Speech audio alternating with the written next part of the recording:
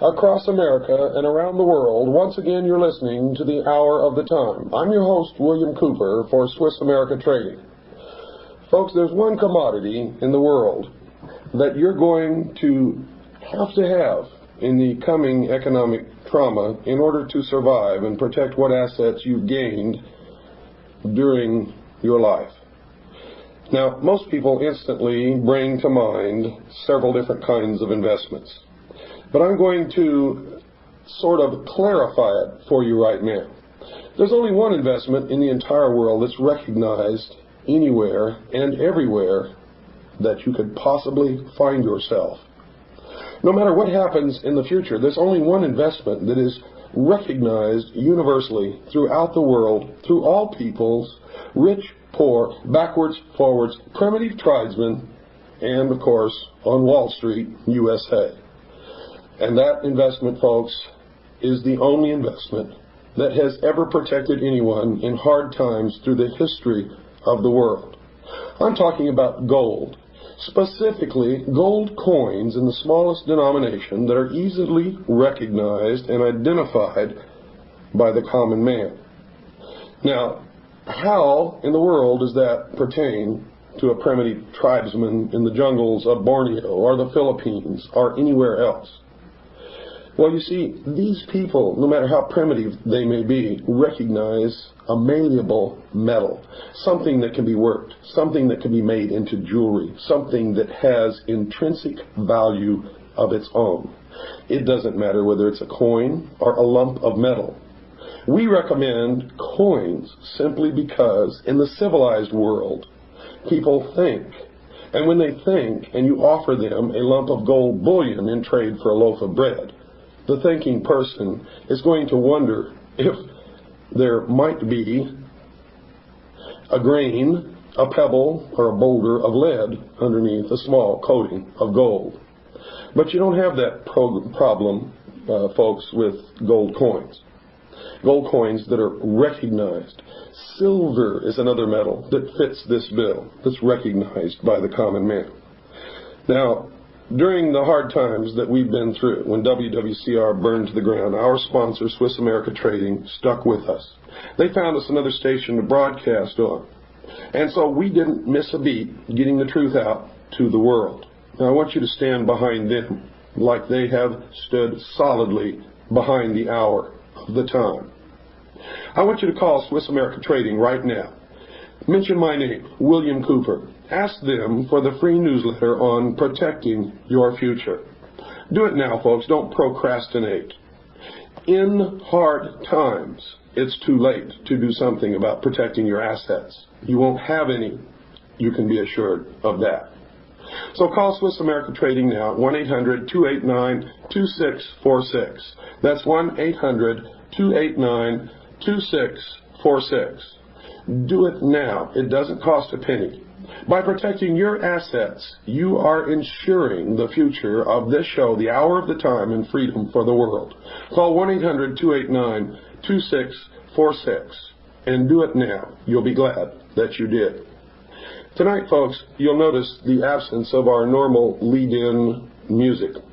You'll also notice that we're not going into any type of a musical selection to introduce the subject matter of this program as we usually do, simply because I want to devote the maximum amount of time to our special guest tonight, Mr. Jordan Maxwell. Now, I never met Jordan Maxwell in my life until today. I don't really know him personally. I have been introduced to him circuitously through a bevy of my own personal friends, whom after listening to my lectures, after reading my book, realized that Mr. Jordan Maxwell and I have quite a bit in common. And they prompted me, pushed me, you might say, to meet with this gentleman. And I guess that you had the same treatment on your end, didn't you, Jordan? I certainly did, yes.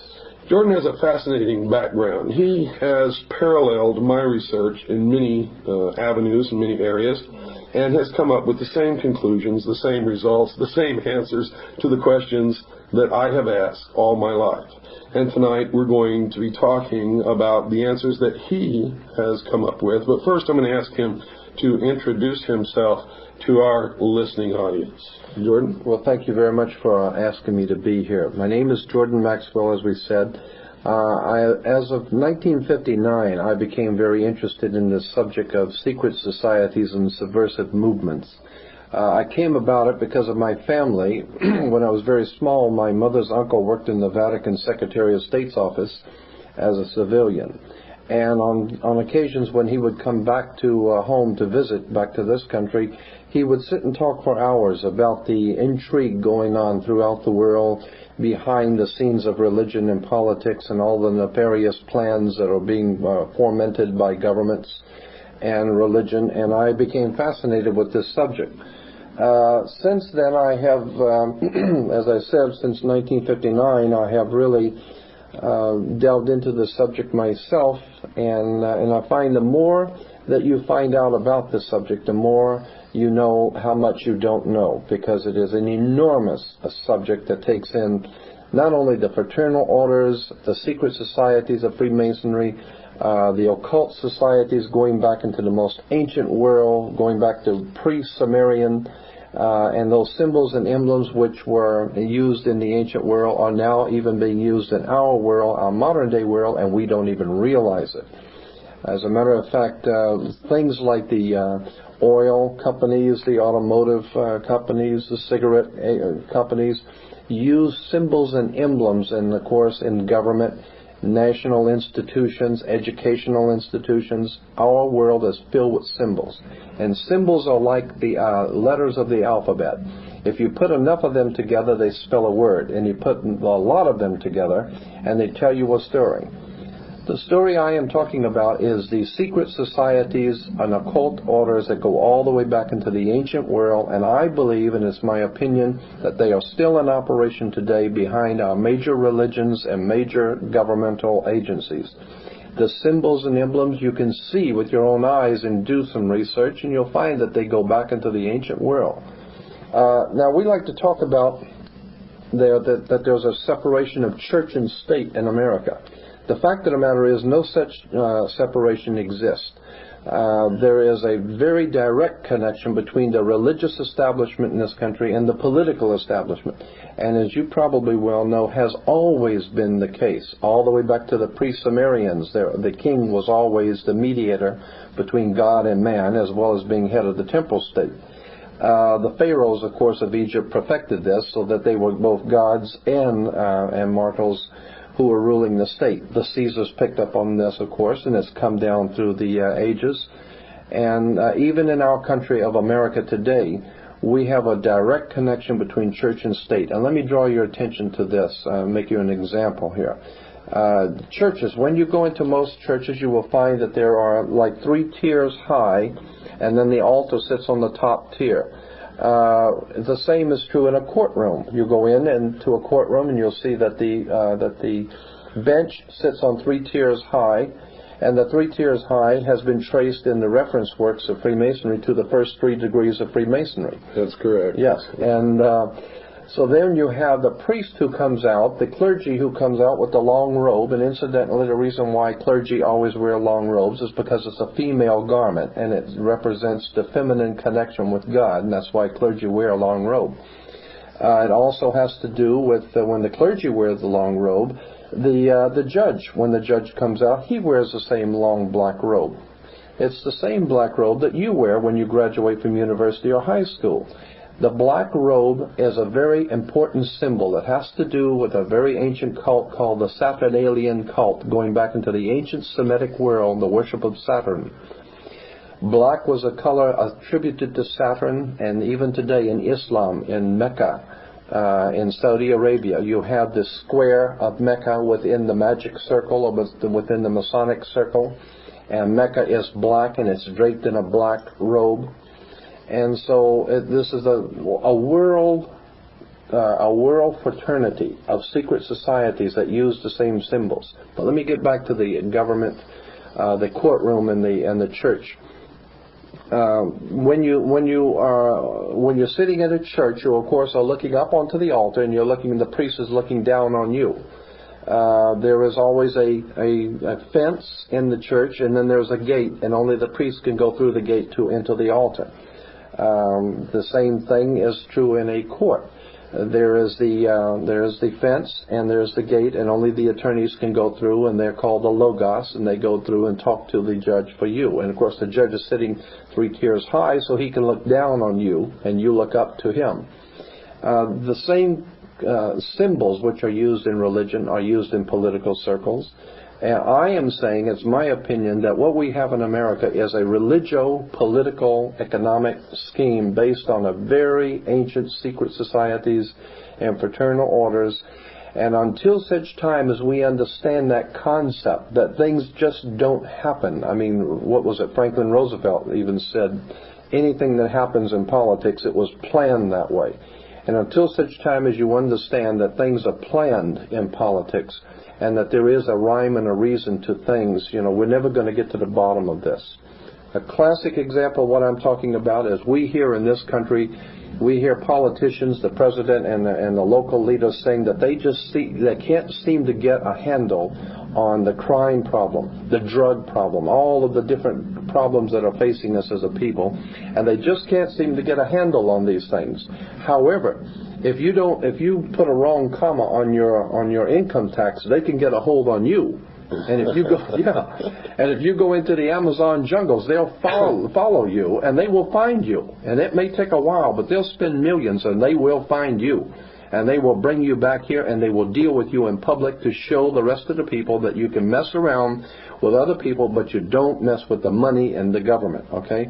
So the point I'm making is that if they cannot seem to get a hold on crime, but they can get a hold on you, the question should be asked, how is it that a country 50 years ago, which was a lot less sophisticated, got a hold on Adolf Hitler, and he had a standing army all over the world?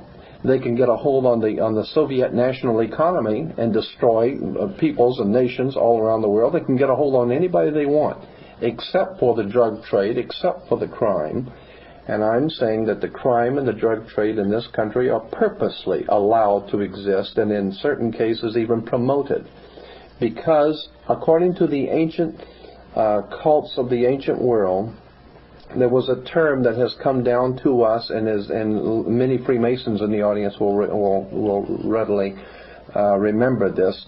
According to the ancient cults, there was something called ordo ab chaos in Latin, which meant order out of chaos. Right. So the idea was that if you can create enough chaos, that the people will be sufficiently frightened and will give to you the power and the political power to bring back law and order. Now, there was a television comedy program many years ago called Get Smart. Now, when people tell you to get smart, it's implying that you're missing something here. All right, Get Smart. You'll remember that on one side in the TV show Get Smart, on one side was chaos and the other side was control. And I'm saying that's exactly how you get control, by causing chaos. The idea is that if you're going to pull a scam on somebody, you're going to pick somebody's pocket or something, you always have a diversion. You do something to draw the person's attention while you're picking his pocket. If you're going to break out of a prison, you always have the gang fight down at the far end while the guys are crawling out the hole on the other end. The idea is you set up a diversion, you cause chaos, and out of that you can get control, because people will sufficiently frightened people will give you the power to put down these problems. Now, Adolf Hitler did this, and he worked it perfectly, and it works. A lot of people are wondering, why is it that the German people would have ever allowed Hitler to do what he did? Hitler was elected to office because of the chaos that he was doing. He was causing the chaos. The people became sufficiently frightened, and so they had give him the political power to put down the trouble, because they knew he was the only guy that could put down the problems, because he was the one that was causing it. So I'm saying that the same kind of scam is being worked in this country today. We're seeing nothing but chaos and nothing but trouble, and I'm saying that it's all orchestrated, that you couldn't possibly imagine people like the President of the United States making mistakes. I mean, you hear every day, what, Senator so-and-so made a terrible mistake, or the United States government made a terrible mistake in Vietnam, or they made a horrible mistake on this or that. This country don't make mistakes. If they do something, they have a reason for doing it. They don't pay these people, these doctors and professional psychologists and his whole army of brains at the Vatican. I mean, well, it's a Freudian slip probably in the Vatican too. But at the Pentagon. Pentagon. Yeah, they don't pay these people big money to make mistakes. The president, when he does something, or this government does something, they know what they're doing. Now, it may not make any sense to you, but according to other plans, if you understand what's going on behind the scenes, it makes a lot of sense. And let me interject something in here for you, Jordan, so that you'll understand. My listening audience has had 22 hours already. Their education is far beyond anybody that you normally talk to. Right. They understand what we're talking about. They understand the involvement of the Vatican. They understand the symbology of the mystery schools. Right. Now, we may have some listening audience out there who just tuned into this show, or maybe just found it a couple of shows ago. But most of my listening audience worldwide have been listening to this show since the 4th of May, 1992, and have an extensive education into all of this. So if you want to cut to the meat of the matter, these people will understand. You don't have to build up to it. Right. Well, I mean, I talk to audiences so often, and I'm aware that when I'm talking to an audience, that people generally have not been initiated into this kind of thinking, and so that's why I try and lay a foundation for. There are a lot of occult symbols and emblems in government and religion, and I wanted to get into one in particular. The Nazis, the communists, the fascists, and all of the ancient world powers that have ever existed have used one common symbol continually, and that's the sun. Now, if you understand that the earliest history, the prehistory of the human race, goes back into the most ancient times, and God knows how far back that would be, 10, 20,000, maybe 50,000 years, I don't know.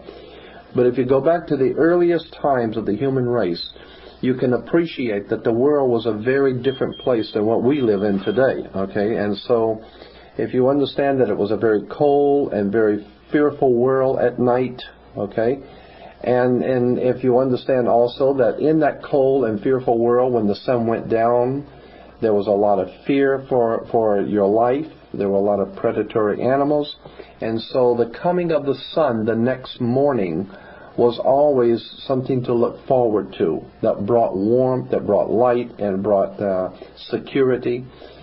And around that concept grew a whole religio-political philosophy of the coming of the sun, God's sun, the light of the world. And it has been used by the ancient Egyptians, all the mystery schools, and of course you probably know it was referred to as Baal worship at one time. Baal was the sun, God's sun, the light of the world. And, the whole concept in the ancient world was that he had 12 helpers, which were the 12 signs of the zodiac, or the 12 months of the year. And, of course, and he died, of course, with the crown of thorns, like the Statue of Liberty has the crown of thorns. It's the corona, or the sun rays. And when we begin to see all of these connections, and of course in the spring of the year, the sun which had died in winter had passed over from the death of winter into the new life of spring. So in the old Semitic world, they celebrated the Passover.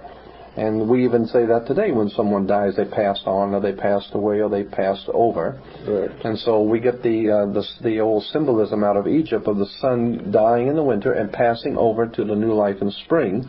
And so in the beginning of spring, we had the Passover. Is an interesting thing, too, about the sun is that the ancient world realized that on the December 22nd, which was the winter solstice, they noticed something interesting on the sundials. And of course, the sundials being round, they could each degree for each day. They noticed that on the 22nd, the sun did not move. On the 22nd, it stayed on the sundial on the same degree. On the 23rd, it stayed on the same degree. It didn't move any further south, and it didn't start back north.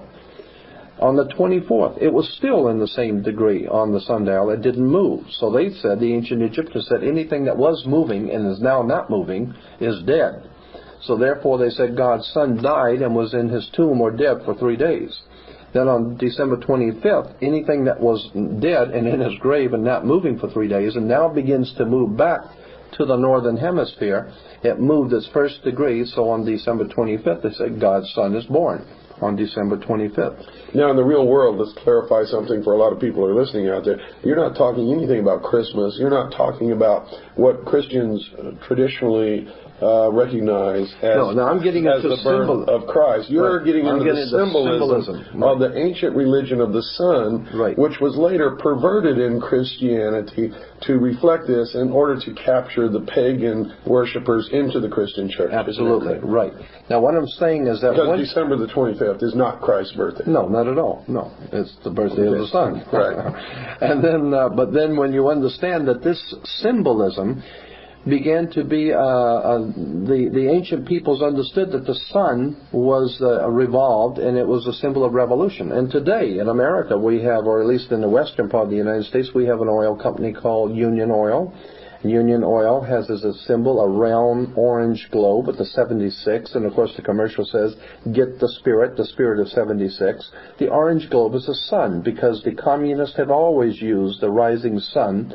You know, if you recall, on the Soviet National Coat of Arms, certainly, is the rising sun that's bringing the dawn of a new day. And the symbology of 76 plugs into what's called the 76, and the 13, 76 is 13. Right, in the order of the trapezoid. And if you figure out the formula of the ancient religion, which says, as above, so below, the creation of this country in 1776 was guaranteed to bring into the world the new man, the illumined man, 3 degrees of 6 acts, or 666. Right.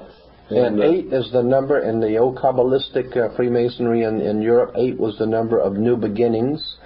And the new beginnings, was 17, is 7 and 1, 8. And 13 was, of course, the old mystic number of God and his 12 helpers, of God in his 12 months make 13. Mm-hmm. And so... it's also the number of death and rebirth, or resurrection, or reincarnation, depending upon how you want to look at that. But so once you get into all of the symbolism, you see that there is a rhyme and a reason to all of these emblems and symbols. And something else in relation to word symbols, and God knows we're inundated by innuendos and catchphrases in this country especially. We've been hearing since George Bush made it publicly known, something called the New World Order. I want to clarify something for your audience. They probably might already know this, but Europe has been referred to as the Old World, and anything coming out of Europe is Old World, all right? The Vatican has dominated Europe for about 1,500, 1,600 years. The Vatican has dominated Europe. Europe has dominated the world. There was a religio-political economic scheme of things. That was the order of the day. The old banking houses of the Roman Empire, the old, what was some of the families? Arius, Copernicus, Pisos. The Pisos family were a very powerful banking family who were the main brains behind. They were the Rockefellers of the Roman Empire. The Medicis. The Medicis, absolutely. And so when you understand that there was a banking, fraternal, religio-political order that operated throughout the world, and the Vatican sat on top of that, and that was an old world order. Now, with the coming of America, of course, America is referred to as the New World, and so what we have now is a New World Order. And that New World Order implies that there is a fraternal order operating throughout the world, operating out of America, that seeks to, it seeks to take the place of the Old World Order and bring a new order of the world. But you must understand that you cannot have a new order or a new building on the same site as an old building. So you've got to get rid of the old order first and bring in the new order. When you get into that, and I'm sorry, I'm got a frog in my throat. That's okay.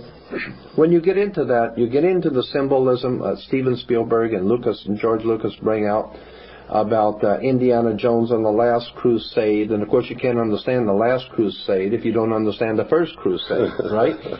Or the next crusade. Or the next crusade, which is the real crusade, right? And then from there you get the trilogy of Star Wars, and then the Empire Strikes Back.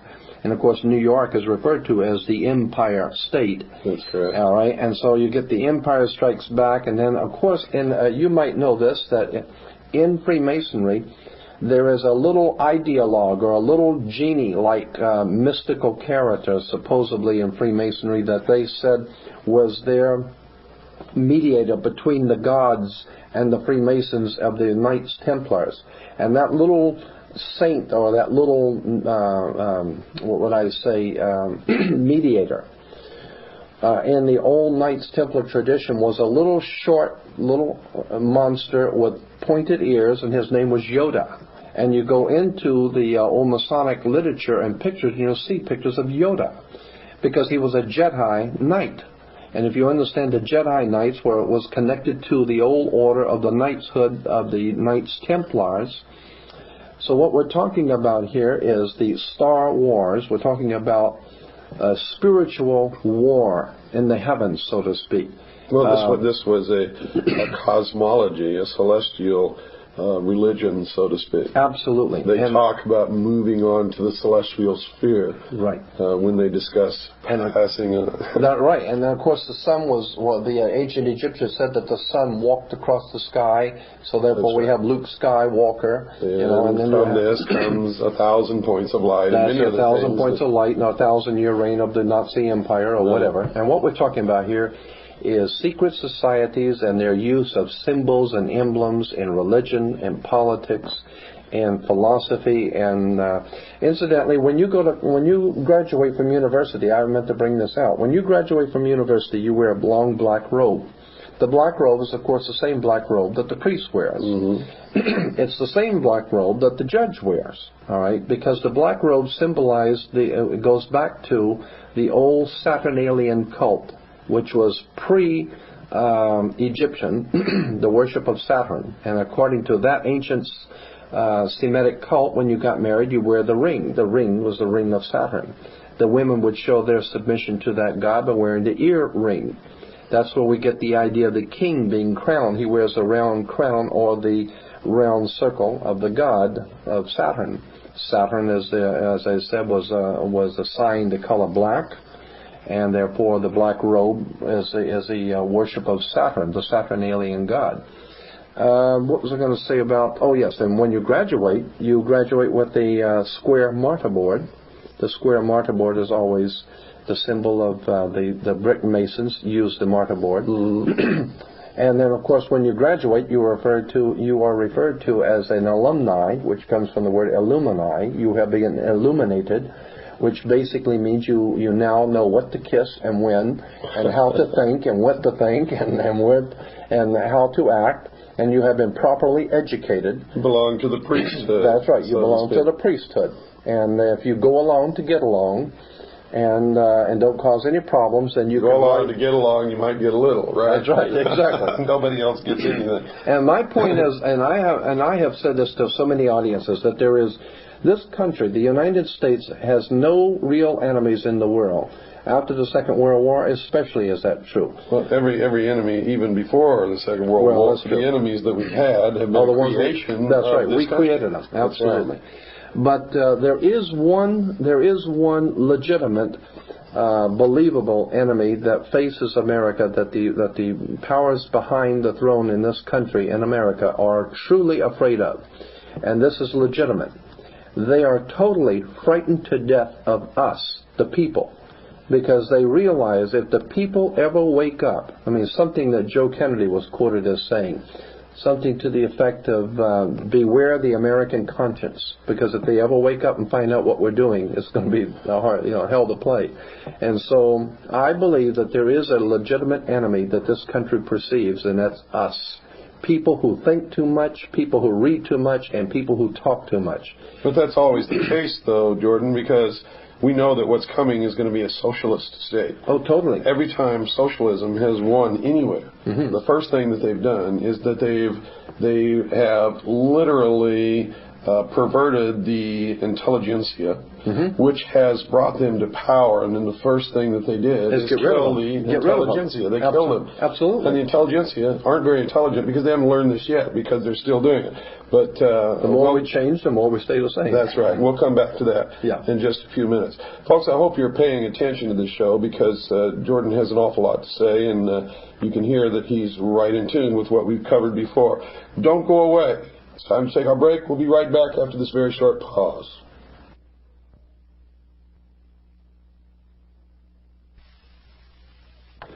And welcome back to the hour of the time, dear listeners. I meant to apologize earlier in the program for the rusty raspiness of my voice, folks, but once again, I lost it for a while. And it's a good thing that we've been playing the reruns from WRNO, because I could not have done a show until now anyway. Folks, I know that an awful lot of you have not yet called Swiss America Trading. Now, I know also that you look forward to this show every night, Monday through Friday, all around the world. I'm not just talking to Americans. I'm talking to every freedom-loving individual who lives on the face of this planet.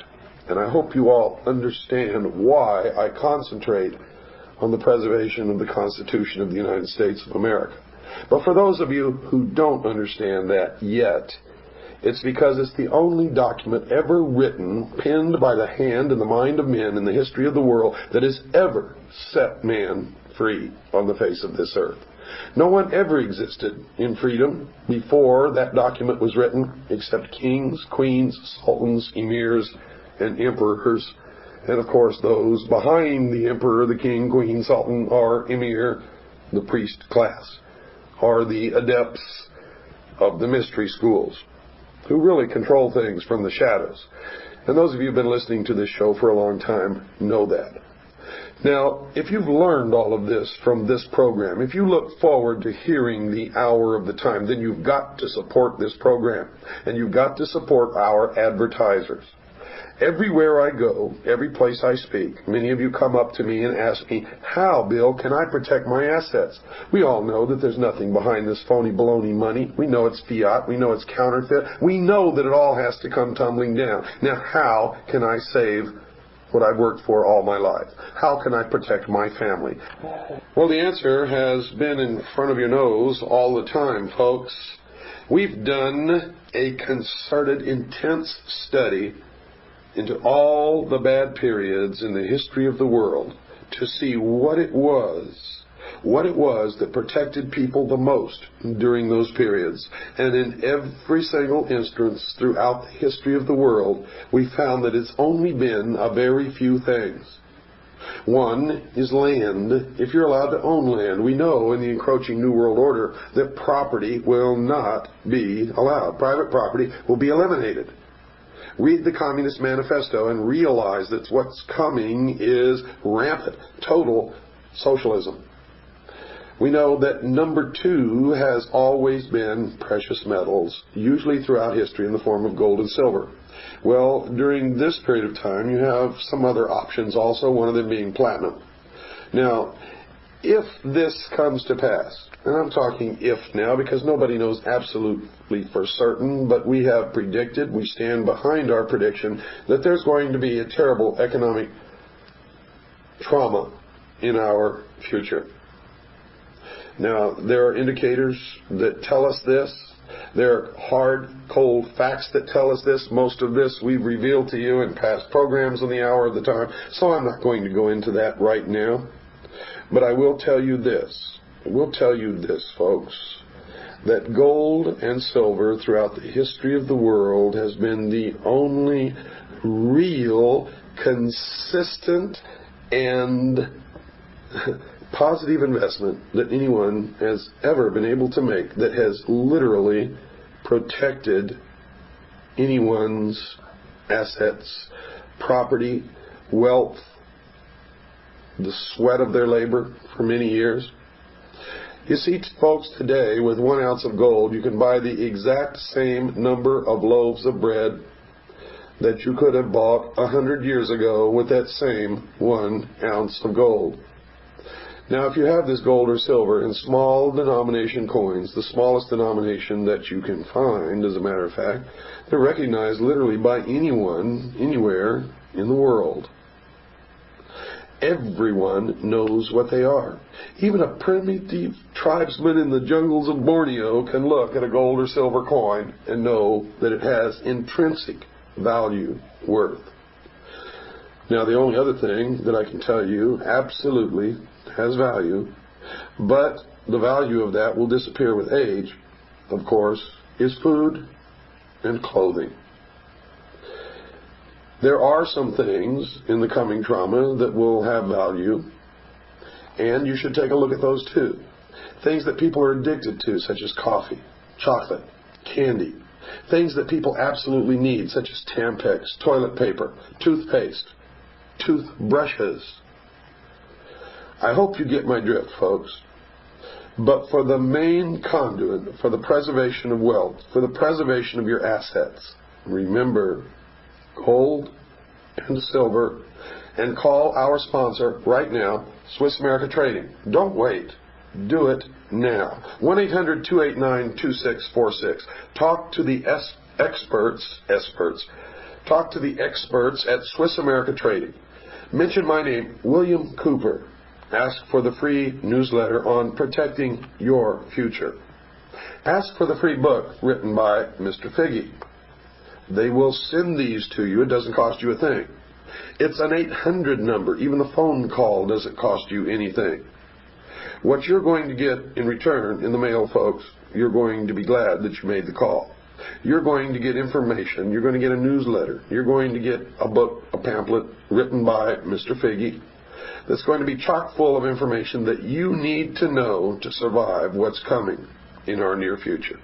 So do it now. Don't procrastinate. Call 1-800-289-2646. That's 1-800-289-2646. And now let's get back to our regular program and our very special guest tonight, Mr. Jordan Maxwell. Jordan, can we talk about some of the symbols, the symbology that people are going to run into in their everyday life as they go about their business and maybe haven't even understood what these things mean? Yes, as a matter of fact, as we were saying before, that the world around us is filled with emblems and symbols. And if you know how to read the symbols, you can tell where people are coming from. You can tell what organizations are coming from. For instance, in Washington, D.C., which is a very interesting place, you have the Washington Monument, which is, of course, the Egyptian obelisk. Now, the Egyptian obelisk is pointing, is of course, the male phallic symbol, okay?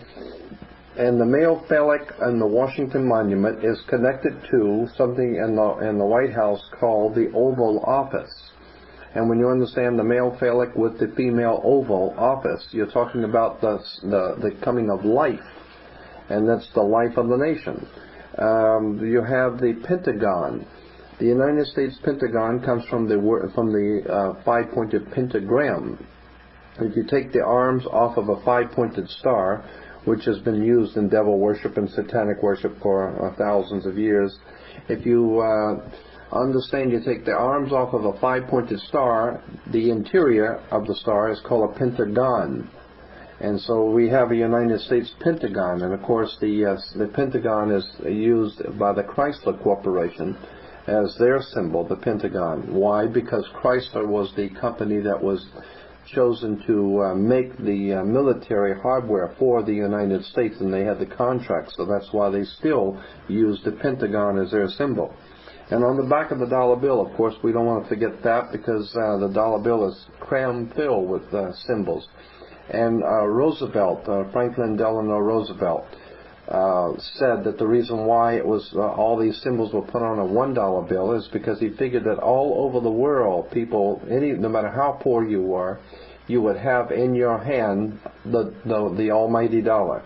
And if you have in your hand the $1 bill, then you have in your hand all of the symbolism of the secret societies and the occult orders. Of course, on the left-hand side of the back of the dollar bill, you have the pyramid. Now, you've got to ask yourself, why would you have an Egyptian pyramid on an American dollar bill? And then you will see the letters Annuit Coeptus over the top of the pyramid. Annuit Coeptus in Latin means our enterprise is now a success. Our God has favored our enterprise. The enterprise, of course, is on the banner beneath the pyramid, which is Novus Ordo Seclorum, which is the new order of the world. New order of Seclorum, and that's where we get the word secular, anything that's worldly. So now we're talking about a new world order on the bottom of the pyramid. You will find that the pyramid has 13 layers, and there are 13 letters in Annuit Coeptus. And then if you go to the right side, you'll see the seal of America with the eagle, and above the eagle you'll have 13 stars, which stand for the 13 colonies originally. But the 13 colonies and the 13 stars go back to Jesus and the 12, because they're moving in on and using the ancient societies are moving in on the teachings of Christianity, imposing themselves under the 13 being Jesus and the chosen 12. Then you've got the 13. Let's say on the right hand side, you've got on one side of the eagle you have the 13 leaves and the 13 berries and the 13 leaves, and then on the other side you have the 13 arrows. Everything is done in sequence of 13. Of course, on something else I wanted to bring up while I'm thinking about it is that so much of what we have seen in movies and television are symbols. Are you aware that I have been talking to some doctors in Los Angeles who have been doing some research on this, and I find it to be absolutely fascinating that many of the gangs, the Latino and the black gangs in the major cities across America, their graffiti that they are spraying on buildings, their graffiti are actually Masonic emblems and Masonic seals and symbols. And I have seen a whole collection that these doctors have. These are medical doctors, but they are interested in this subject. And they have been collecting hundreds of pictures of graffiti and showing the research into the ancient secret societies. And there's no way that these black and Latino gangs could know these symbols. There's definitely a connection between the gangs and some sort of a higher orchestrated mind behind the warfare going on between gangs. I don't think those gangs are by chance. I think they have been nurtured and orchestrated and promoted and even financed. I mean, if you think about it, how those gangs have money to travel around, they can buy guns, they can roam around, they don't have to work. Where are they getting their money from? Well, not only that, but their main occupation is the narcotics business, of course, and fomenting chaos, confusion, and fear. Right. And they haven't got the background of understanding, learning, to put together the kind of logistics network that it would take to supply this kind of an enterprise. Absolutely. So someone with an awful lot of money, an awful lot of organization, and absolute ability to provide 100% protection is supplying these city gangs. It's not the mafia. You can bet on it. You can bet This is a very sophisticated, a totally protected organization. Absolutely. As a matter of fact, the San Francisco Chronicle had 2 full pages in one of their newspapers I still have, where they were talking about how this federal government was bringing in narcotics from Asia during the Vietnam War in the bodies of American servicemen that were being killed in Vietnam, and they were bringing in bags of pure heroin and pure narcotics from Asia in the bodies of American servicemen. And what were they doing with it? They were giving it directly to the mafia, because the mafia is doing little tricks for the government. It takes care of business for the government, so they have to be paid.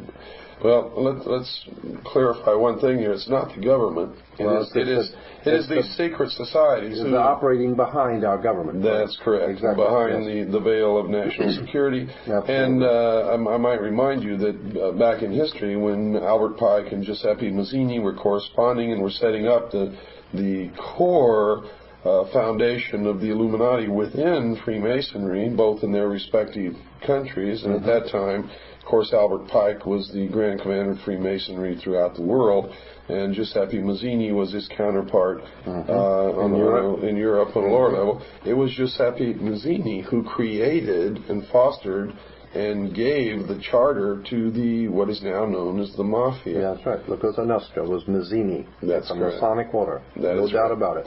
And this explains the close cooperation between government and the Mafia. That is right. Absolutely. And when we also understand that the old magic practicing priest of the old Celtic Druid priests of ancient England, in the person of Merlin the magician, when you understand that the old priest, the magicians, worked their magic on people with their magic wands, and their magic wands were always made out of holly wood, and they're still working their magic today with Hollywood.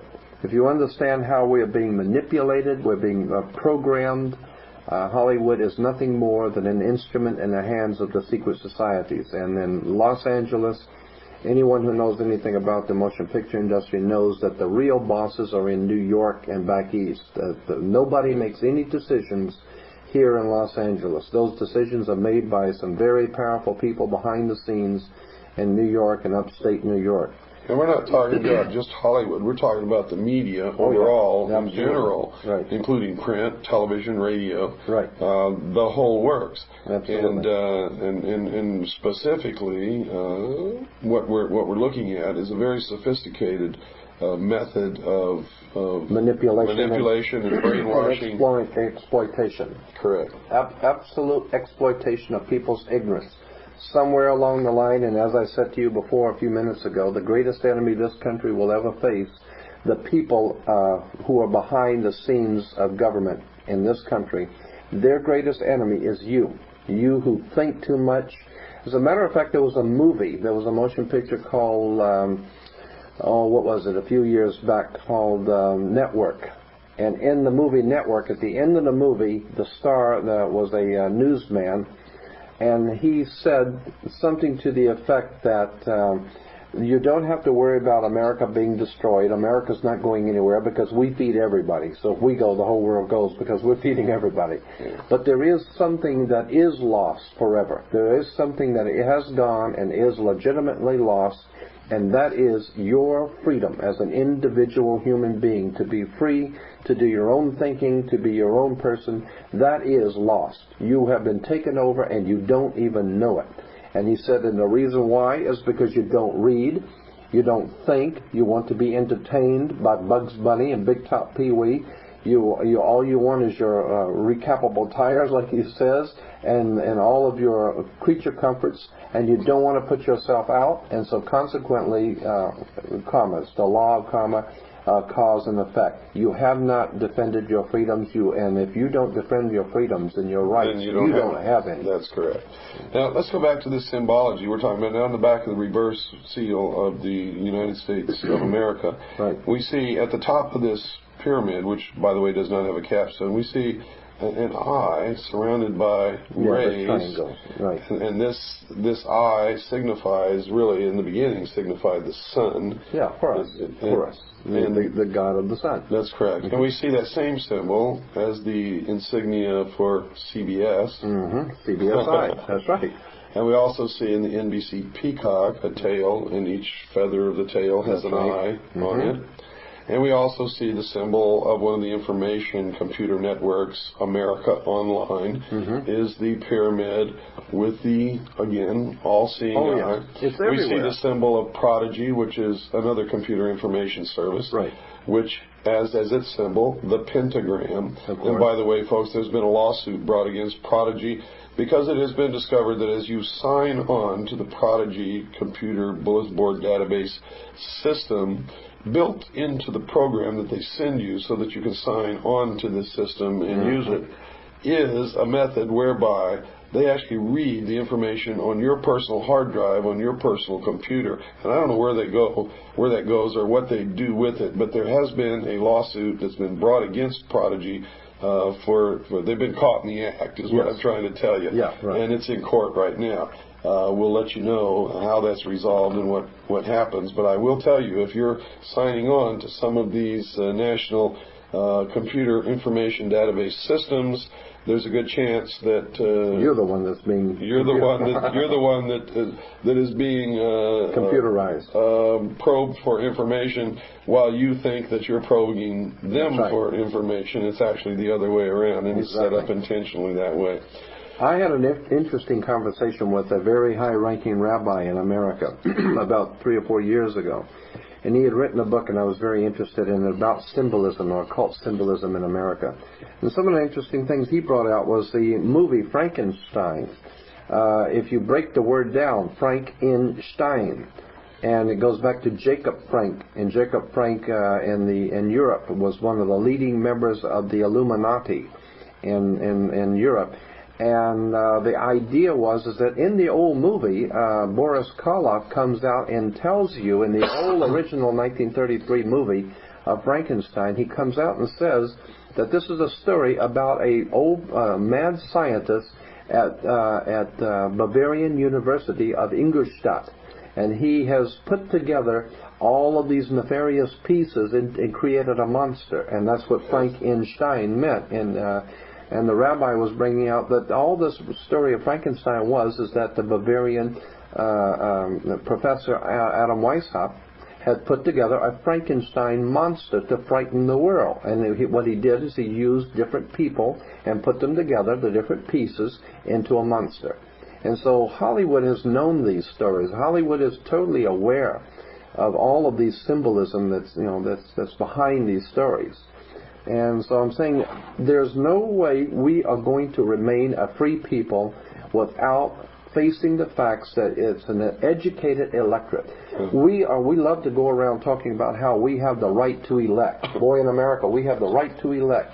But we don't have the right to select. That's what the problem is.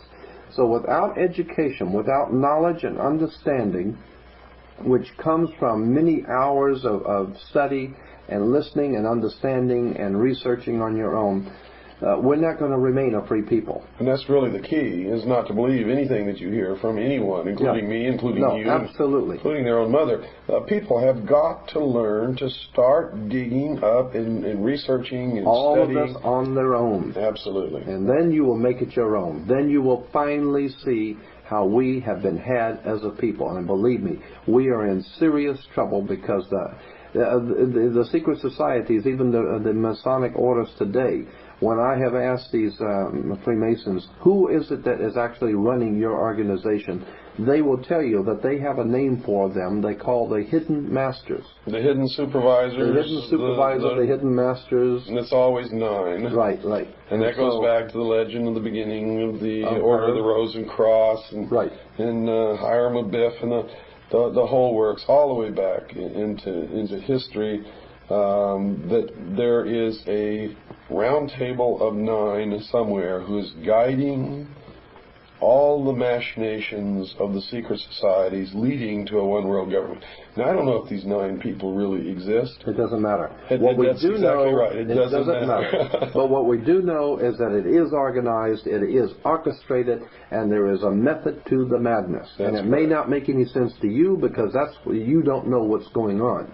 But if you were on the inner sanctums of these criminals as they're planning their criminology throughout the world and their bloodshed, if you were a fly on the wall meeting with these criminals, then you would see that the things which are happening in the world make sense.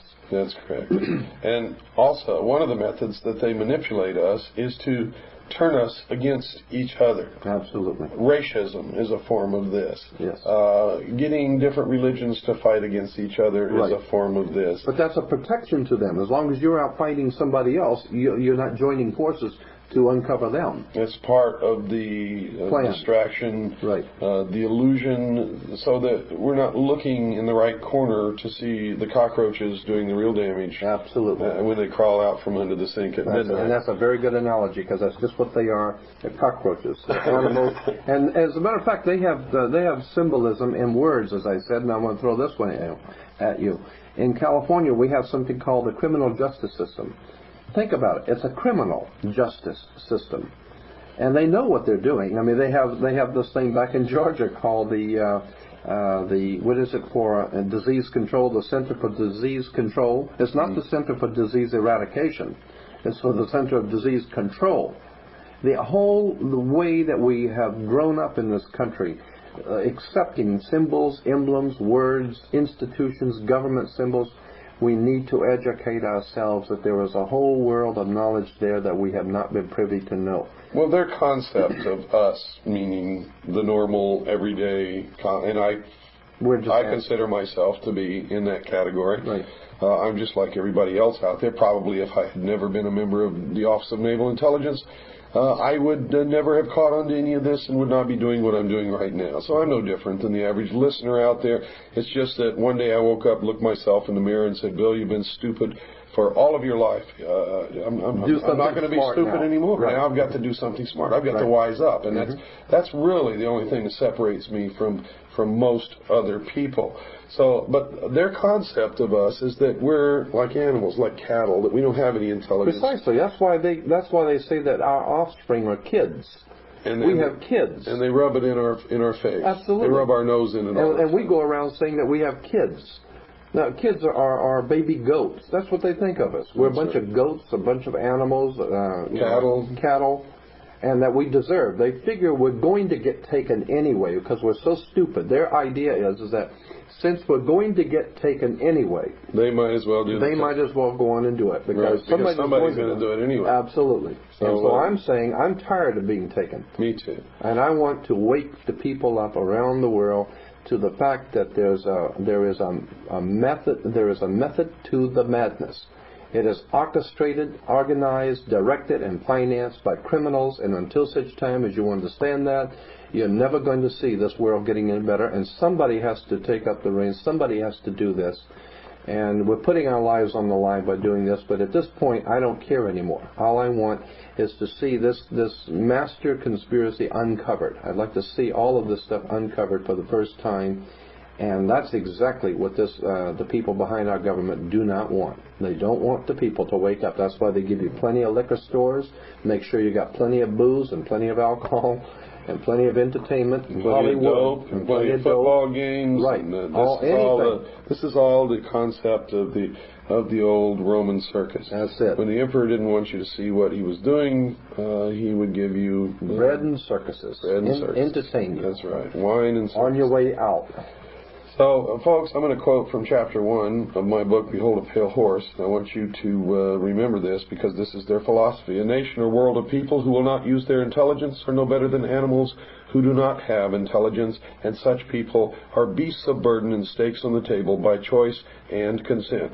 Now, if you'd like to write to Jordan Maxwell and ask him for further information or just send him your thoughts and ideas on this program, you can do so in care of Jordan Maxwell, Post Office Box 7442, Burbank, California, 91510. Once again, now write this down. If you don't have a pen and paper, you better get one quick. And you know you should never listen to this program, The Hour of the Time, without pen and paper, because you're going to get caught with your pants down every time.